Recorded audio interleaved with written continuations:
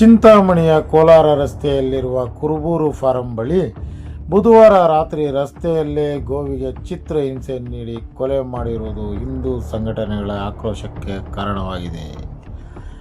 ಇತ್ತೀಚೆಗೆ ಗೋವಿನ ಮೇಲಿನ ದಾಳಿಗಳು ಹೆಚ್ಚುತ್ತಿವೆ. ಕೆಚ್ಚಲು ಕೊಯ್ಯುವುದು, ತಡರಾತ್ರಿಯಲ್ಲಿ ಚಿತ್ರಹಿಂಸೆ ನೀಡಿ ಕೊಲೆ ಮಾಡುವ ಪ್ರಕರಣಗಳು ನಡೆಯುತ್ತಿವೆ. ಕುರುಬೂರು ಕೃಷಿ ಫಾರಂ ಗೇಟ್ ಬಳಿ ಅಂತಹುದೇ ಅಮಾನವೀಯ ಘಟನೆ ನಡೆದಿದೆ. ಗೋವಿನ ಕಾಲುಗಳನ್ನು ಮರಕ್ಕೆ ಕಟ್ಟಿ ಹಾಕಿ ಗುದದ್ವಾರದ ಬಳಿ ಗಾಯ ಮಾಡಿ ಚಿತ್ರಹಿಂಸೆ ನೀಡಿ ಕೊಲೆ ಮಾಡಲಾಗಿದೆ. ರಸ್ತೆ ಪಕ್ಕದಲ್ಲಿ ಸತ್ತು ಬಿದ್ದಿದ್ದ ಹಸುವನ್ನು ನಾಯಿಗಳು ಕಚ್ಚಿ ಮತ್ತಷ್ಟು ಗಾಯಗೊಳಿಸಿದ್ದವು. ಸಾರ್ವಜನಿಕರು ಸಾಮಾಜಿಕ ಜಾಲತಾಣಗಳಲ್ಲಿ ಮಾಹಿತಿ ಹಂಚಿಕೊಳ್ಳುತ್ತಿದ್ದಂತೆ ಕುರುಬೂರಿನ ಪಶುವೈದ್ಯ ಅಶೋಕ್ ಸ್ಥಳಕ್ಕೆ ಭೇಟಿ ನೀಡಿ ಪರೀಕ್ಷೆ ಮಾಡಿದ್ದಾರೆ.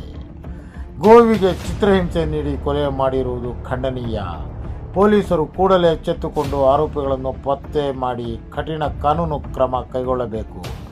ಮುಂದೆ ಇಂತಹ ಘಟನೆಗಳು ನಡೆಯದಂತೆ ನೋಡಿಕೊಳ್ಳಬೇಕು ಎಂದು ವಿವಿಧ ಸಂಘಟನೆಗಳ ಮುಖಂಡರು ಒತ್ತಾಯಿಸಿದ್ದಾರೆ.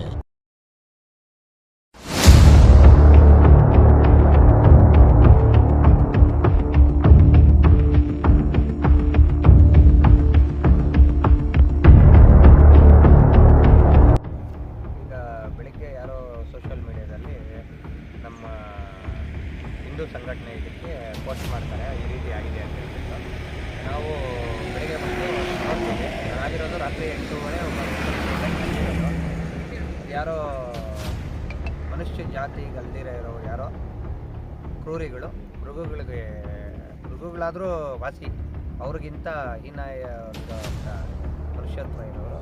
ಅಲ್ಲಿ ನೋಡಿ ಅಂದರು ಹಸುನ ಹಗ್ಗಕ್ಕೆ ಕಟ್ಟಾಕಿ ಕಾಲುಗಳನ್ನೆಲ್ಲ ಎಳೆದು ಅದರ ಮೇಲೆ ವಿಕೃತ ಮನೋಭಾವ ಇರೋರು ಮಾತ್ರನೇ ಆ ಕೆಲಸ ಮಾಡೋಕ್ಕಾಗೋದು. ಮಾಡಿ ಅದಕ್ಕೆ ಚಿಕಿತ್ಸೆ ಕೊಟ್ಟಿದ್ದಾರೋ ಅದೇನೋ ಅಂತ ಇನ್ನೂ ಗೊತ್ತಿಲ್ಲ. ಮೇಲ್ನೋಟಕ್ಕೆ ಕಾಣಿಸ್ತಾ ಇದೆ. ಕಾಲು ನೋಡಿ ಎಲ್ಲ ಕಟ್ಟಿ ಮರಕಟ್ಟಿ ಎಲ್ಲ ಎಳೆದು ಎಲ್ಲ ಕಾಲುಗಳು ಸತ್ತು ಎಲ್ಲ ಡ್ಯಾಮೇಜ್ ಆಗಿದೆ.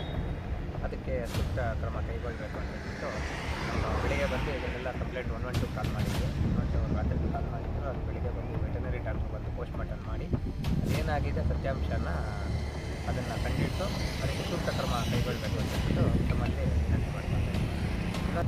ಈಗ ಇದು ಹೆಂಗಾಗ್ತಾ ಇದೆ ಅಂದರೆ, ಒಂದು ಟಾಟಾ ಎಸ್ಸಲ್ಲಿ 2 ಹಸುಗಳು ಹಾಕಿದ್ರೆ ಚೆನ್ನಾಗಿರುತ್ತೆ, 5 ಹಾಕ್ತಾರೆ, 6 ಹಾಕ್ತಾರೆ.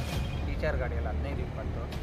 ಯಥೇಚ್ಛವಾಗಿ ಇಲ್ಲಿ ಚಿಂತಾಮಣಿ ತಾಲೂಕಲ್ಲಿ, ಚಿಂತಾಮಣಿ ಟೌನಲ್ಲಿ ಎಲ್ಲ ಕಡೆಯೂ ಈ ಹಸುಗಳದ್ದು ಕಸಾಯಿಖಾನೆಗಳು ರಾಜಾರೋಷವಾಗಿ ಮಾಡ್ತಾಯಿದ್ದಾರೆ. ಅದಕ್ಕೆ ಕಾನೂನು ರೀತಿ ಸೂಕ್ತ ಕ್ರಮ ಕೈಗೊಳ್ಳಬೇಕು. ಇಲ್ಲಾಂದರೆ ಇದೆಲ್ಲ ರೋಡಲ್ಲಿ ಹಾಕಿದ್ದಾರೆ, ನಾಳೆ ಬೆಳಿಗ್ಗೆ ಸೆಂಟ್ರ್ ರೋಡಲ್ಲಿ ಹಾಕ್ತಾರೆ. ಯಾಕಂದರೆ ಯಾರು ಏನು ಮಾಡಲ್ಲ ಬಿಡಿ ಅನ್ನೋ ಧೈರ್ಯ ಬಂದಿದೆ. ಅಷ್ಟು ವೆಹಿಕಲ್ಸ್ ಹೋಗುವಾಗ ಆದಷ್ಟು ಚೆಕ್ ಮಾಡಿದ್ರೆ ಒಳ್ಳೆಯದು ಅಂತ ನಮ್ಮ ಭಾವನೆ.